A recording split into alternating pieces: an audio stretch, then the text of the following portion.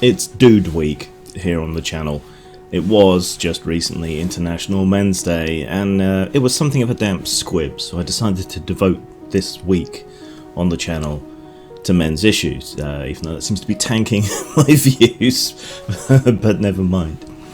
Now, mental health issues, men's mental health issues in particular, are very dear and close to me because I suffer from severe clinical depression and worsening levels of anxiety, particularly social anxiety. So I've experienced the system, at least here in Britain, and I've had an interest in the topic since my diagnosis and even before. So that's over 10 years now, which is depressing in and of itself when you think about it. But I'm not going to tell you that my lived experience of being someone with depression and anxiety overrides anything and everything else. That's simply not true. You need to go to experts, but consider their biases and listen to them. That's what I've done. Now, the mental health system, the mental health systems that we have, not just in Britain but elsewhere, aren't particularly suited to men. Men have unique issues and problems when it comes to mental health that require something of a different approach. I want to take a pause here just for a moment to celebrate the fact that male suicide is at its lowest level in 30 years in the UK. And I think a large part of that is due to awareness that has been raised about and around the male suicide issue over the last few years. And this has very much been a focus of International Men's Day over the last few years. So I think this increased focus and a greater degree of understanding, though still not really enough, has really contributed to helping us get it this low again. But I have to temper that observation with the fact that male suicide rates are still 3 times higher than that of women.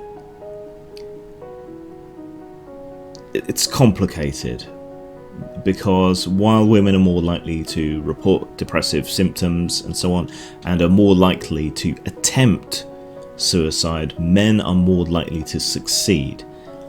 This is for a variety of reasons. Women are more likely to speak up and seek help. Women are more likely to choose methods that aren't necessarily as final, that might fail more often. So they more commonly cut themselves or use pills and so on, while men tend to choose more final and abrupt methods of ending their lives. Now, I've stared that down a couple of times, and I can understand why that is the way that it is. You want to be sure. I think in some cases, and this isn't to disparage women or to make any particular claim against them, but I think sometimes they choose those methods because it's more about getting help and drawing attention to their plight than it is necessarily about actually killing themselves. I think that's why methods like pills and so on, which can be more easily recovered from, are chosen by women, while men look to the noose or the river or the railway tracks or the barrel of a gun to end their lives. It's just something much more final. But we do need to celebrate the fact that we are making headway when it comes to male suicide.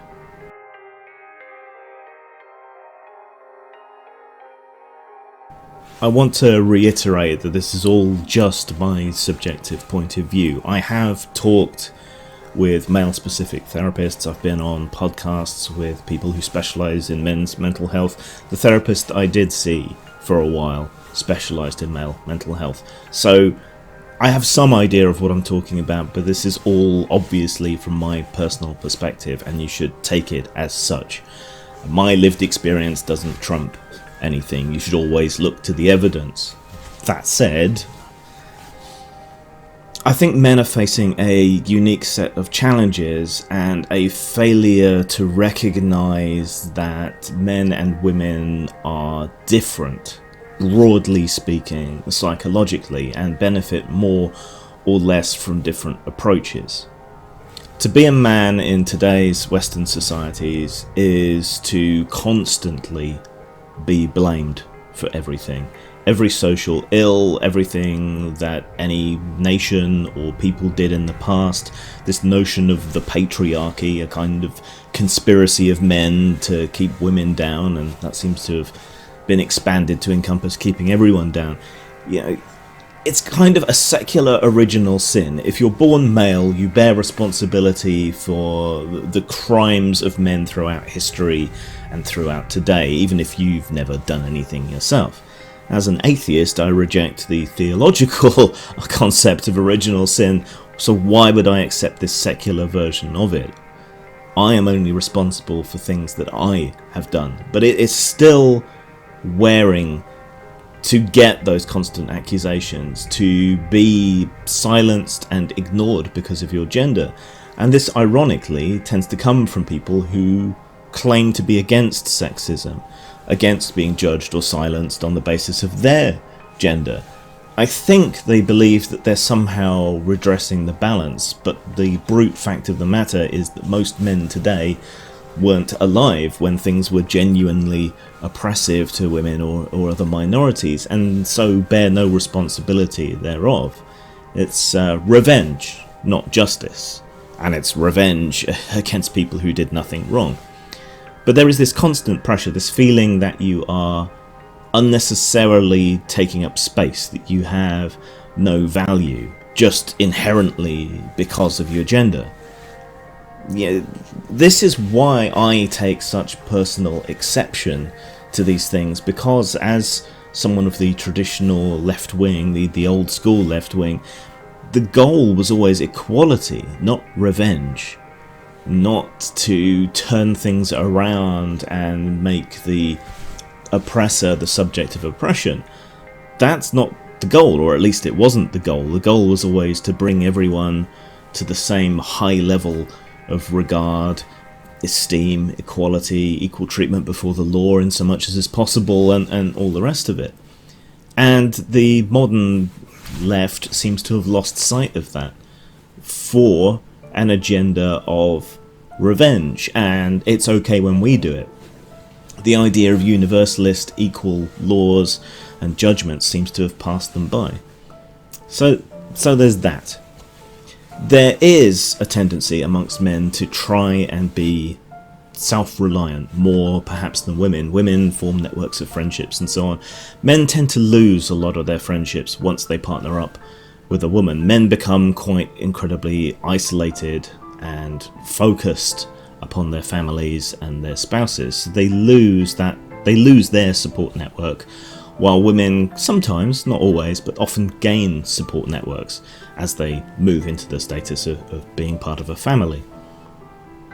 Some of that is probably down to cultural issues, but some of that seems to be down to biological issues. Men seem more inclined as a demographic to be risk takers, to not want to show weakness, to see looking for aid as a weakness. It's unclear how much of that is culture and how much of that is biology, but saying it's culture and that men need to change everything and everything about what they do strikes me as being victim blaming of a sort. And this is a problem that we have. When women have problems, we tend to view that situation as being society's fault, or often the fault of men, and the patriarchy. When men have problems, it's seen as men's fault, and men's problem to sort out. So men are often isolated, they often don't have broad support groups. The fragility of employment at the moment takes away one of the main sources of aid and comfort that many men have, because work friendships used to be a big central part of who and what you were. So if you're moving from job to job and you never really have time to make those kind of friendships, and it does seem to take men longer to forge those friendships, that doesn't help. Work insecurity is itself a big problem for a lot of men, I think, and the way in which the kinds of work that are available have shifted away from manual labour, industrial crafts, and so on, has also undermined men overall as a demographic. I'm of a more intellectual and creative bent, so that's not true for me, but I have seen the effect of this insecurity and this loss of prestige upon other men, so I can certainly sympathise with it. Even men's leisure time is being impinged upon in many ways. If there's a men-only thing, it's only a matter of time until that gets some legal challenge to admit women. So men's spaces are constantly being invaded and destroyed. But the other way around, this doesn't tend to happen so much, partly because men just don't necessarily want to be in women's spaces, and partly because there doesn't seem to be any kind of reciprocation, even though the law is usually worded in quite an equal fashion. Computer games, they're all sexist. Comics, all sexist. Films, sexist. Everything is sexist. If a protagonist looks like you as a man, then that film or that piece of media, whatever it is already, several marks down for perpetuating it.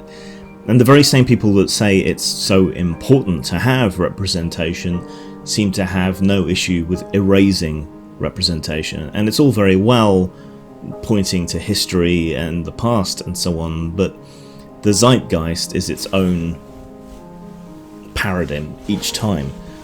And in the current paradigm, there's precious little room for a straight white man. Now, you might go boo-hoo, boo-hoo, but if you're saying that representation is important, that these mediums offer some kind of guidance or validation to people, then I would submit that the very reasons you want representation are also the reasons why we should continue the representation of everybody to some degree, one place or another.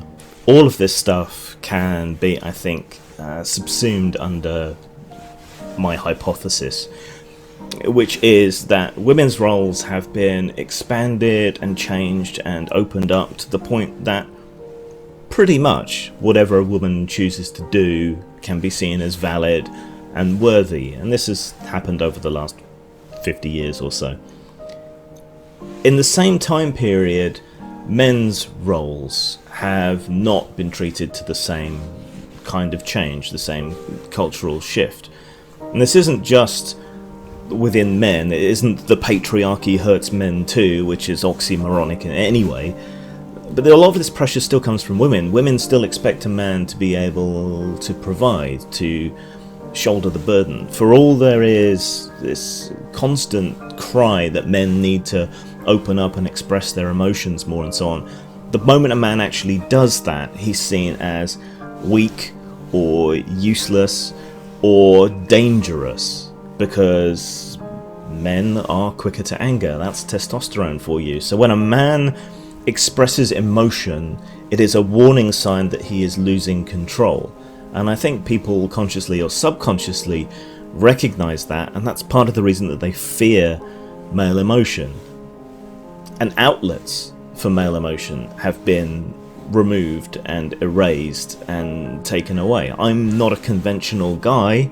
I don't fit into a lot of these slots, but I can see it happening with other people.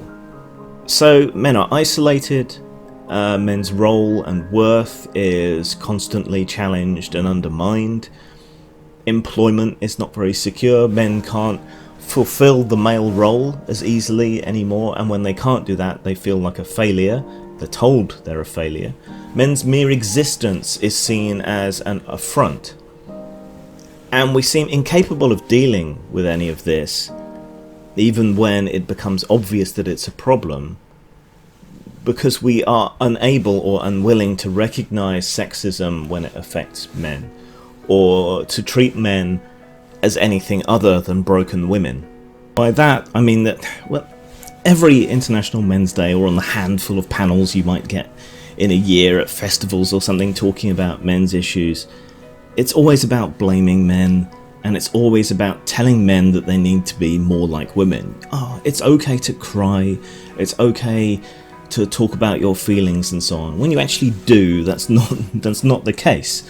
I put myself out there for my own sake, to be honest, a lot about my mental health issues and my emotions and so on, and I get a lot of kickback, and a lot of that actually comes from progressive people saying I'm doing it for attention or holding a pity party or whatever, and these are people who consider themselves to be social justice progressives, and I'm doing what they will say out of one side of their mouth is the right thing to do, and yet they will kick me straight away. It's ironic. This doesn't just happen personally. This happens on a broader scale. Men and women as demographics are different. Even if you think this is down to entirely to cultural inculcation, if you're a constructivist, you might not think it should be like that, but it is. I think it's a bit to do with culture, a bit to do with biology, but men are different. The therapies that are usually available are CBT and cognitive behavioural therapy and talk therapy. In a half-hour session, a woman might be more likely to be able to open up, spill all their problems, get a sense of relief from confession, if you will, and then leave and go on about their day. For a man, it might take half an hour to open up, and that's each session. So the available time that there is needs to be different, I think. I think men's sessions need to be longer to allow them that time to feel comfortable and to open up. And opening up may not even be useful. I did talk on a podcast. I'm afraid I can't remember the guy's name, but he is a specialist in men's mental health issues. And he says that men get less benefit from talk therapy and similar therapies, and they get a lot more benefit from goal-oriented therapy. So, okay, this week you're going to do this, and this that you find difficult. You can do that, or you can make this change and this change to your life. One thing at a time, every couple of months. This will improve things. So, goal-oriented therapy, goal-oriented therapeutic approaches are better for men. And rather than talking, men as a demographic overall seem to get more from doing things. So group therapy, where you don't actually necessarily talk about your issues, but you know that other people are in the same situation, but you work together on a project, on a craft project, or something similar to that. The Men's Sheds movement is a fine example of that. So I think we need to recognise men's unique issues, that the culture that we live in as it relates to men has not advanced. We do not value anything and everything that a man does in the same way that we do for a woman. And we need to tailor our therapies towards men. It's, again, good that we have managed to reduce the amount of male suicide. But that's the end point. That's the point at which everything else has failed, where we have failed to intercede, where we have failed to recognise problems, where we have failed to help. And then it is only at the absolute crisis point, the life and death point, that we suddenly, as a culture, sit up and take notice and say, oh my God, what is going on with men? And all this stuff that leads up to the gun, we don't recognise, we don't deal with, we deny. We say that you can't be sexist towards men. We say that men have everything, that men are okay, men are fine. We're not. And the other thing, quickly, I just want to cover is Stoicism gets a bad rap. Men's toughness and strength and fortitude gets a bad rap. That's often the only thing that men have that allows them to cope. That strength, that endurance. When you tell them that's worthless and they have to open up, you might well be taking away the only thing that they have. So be careful.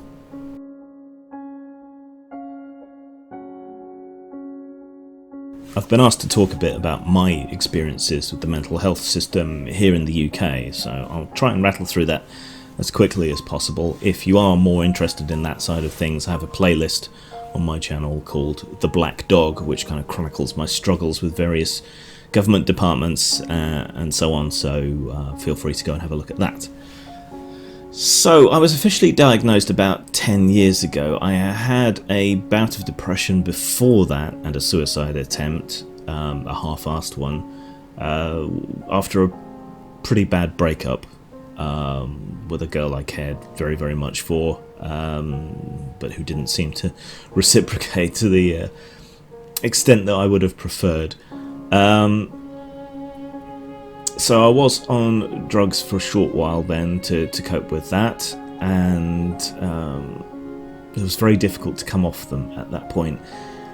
That experience, though, was situational, and that's different. But I can look back now and say I've probably always had depressive tendencies, it's just that they've gotten worse over time. So about 10, I guess more like 11 years ago now, I found I was incredibly fatigued. It didn't present initially as sadness or despair or anything like that. I just felt tired. It was a lot like the flu minus the sniffles. I had a lot of aches and pains. I had no energy or attention to do anything. And like an idiot, I googled my symptoms, and to me it seemed like I had chronic fatigue syndrome or something like that. So I went to the doctor, and they suggested depression right off the bat, but I wanted to be sure. I wanted to eliminate all these other things because I didn't want to go back onto the pills that I'd had such a hard time weaning myself off of in my 20s. So I was quite resistant. So batteries of blood tests, weeks go by, reflex tests, all sorts of things. No, we've eliminated pretty much any other possibility that we can think of. It appears to be depression, and in that time my mood was worsening. That was not the worst I've ever been, but it was pretty bad because it's the first time that I had experienced it. Now, here in the UK, most medical care of a non-critical nature goes through your local doctors, your general practitioner, your GP. I'm lucky enough that we have a pretty good surgery doctor's office here in the village, so I only have to walk. It's not a big deal to get help, and I'm also fortunate in that the doctors that we have are reasonably well versed in mental health issues, which isn't true of a lot of places. I've even helped train a few of them. I've come in, they have student doctors and things in, and I've sat in front of panels to try and help them get to better understand how other people suffer from depression. Always trying to be useful. Me. But they've been fairly good. A lot of people don't have that same experience, so I am well aware that I have been incredibly lucky.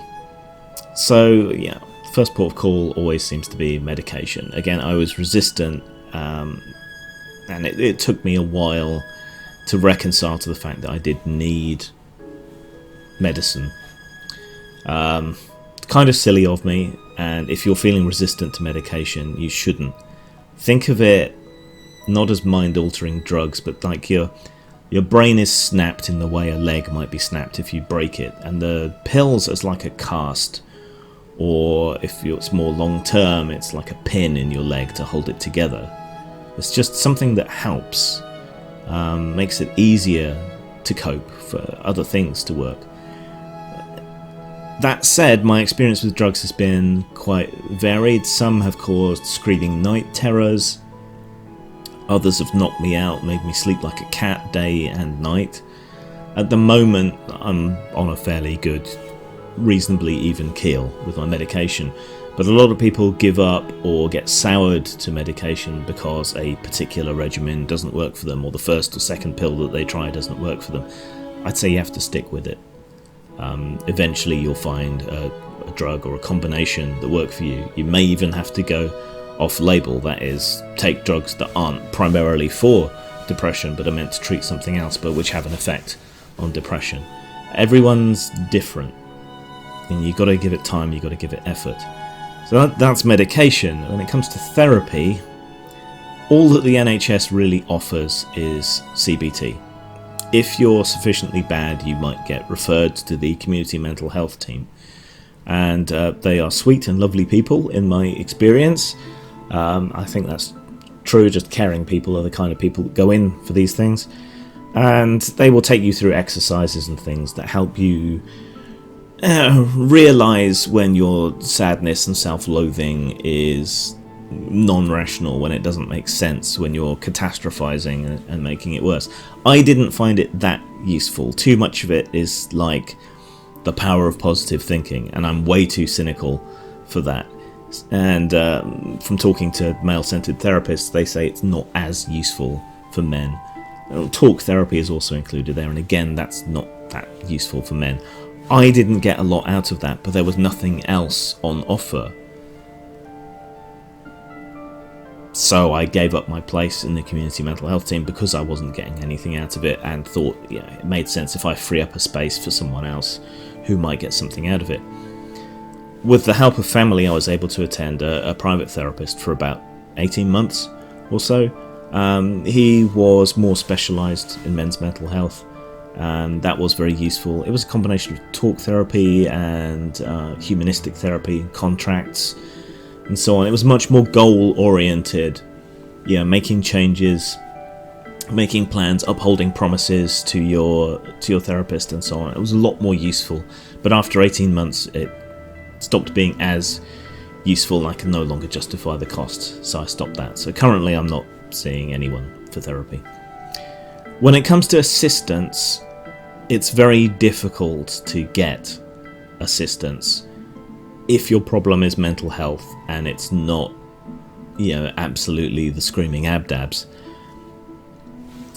At one point, following a suicide attempt and very deep in depression, I came within a hair's breadth of being committed over it, which that's kind of like a red line for me. That's a line I don't want to cross. That's too far. That's one flew over the cuckoo's nest territory. It's probably just as arbitrary and stupid of me to have that red line as it is to have been so resistant to drugs and so on, but that's something I really don't want to do. I don't think my self-image could survive that experience. Yeah, but even at that level of crazy, it has taken me over a year of wrangling to get financial assistance for myself. Because I do find it difficult to work. I find day-to-day stuff increasingly difficult. And I was always resistant to getting help because of, again, this impact on my self-image and so on. And afraid of being viewed as a scrounger or whatever. And that was a founded claim. People will come after you and say horrible things about you if you're on benefits of any kind, especially if you present as being better than you are, as I do on this channel, which I fully acknowledge. But yeah, it took over a year of wrangling to get the help that I'm supposed to get. Mental illness is an invisible illness, and the process, the system for getting aid leaves you no cover for pride or self-worth or anything of the sort at all. You have to completely open up, and it's the job of these people to deny you the assistance because the government wants to cut back on cheats and scroungers. But as usual, the people who really suffer are the ones who genuinely need the help. This process has been responsible for deaths, thousands of deaths in the UK. Well, all I can really say to you is stick with it, keep pushing, fight for what you're owed.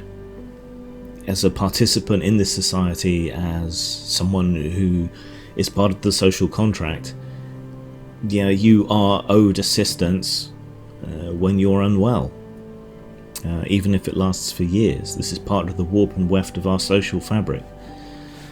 So, fight. Every time you fight and you win, you make it a little bit easier for whoever it is that comes next after you. And until the system changes, that's what it's down to. People like me, people like you, if you need the help to keep on fighting.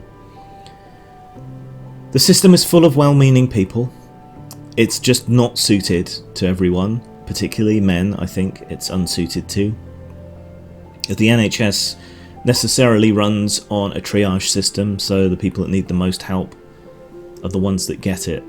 And if you can cope, if you can live, even if you can't live well, you just have to understand and recognise that they're not going to have the time or the money necessarily to devote to you. I accept that. I willingly accept that sacrifice. Because I understand the way in which a public health system has to work. It has to get the most value for its money.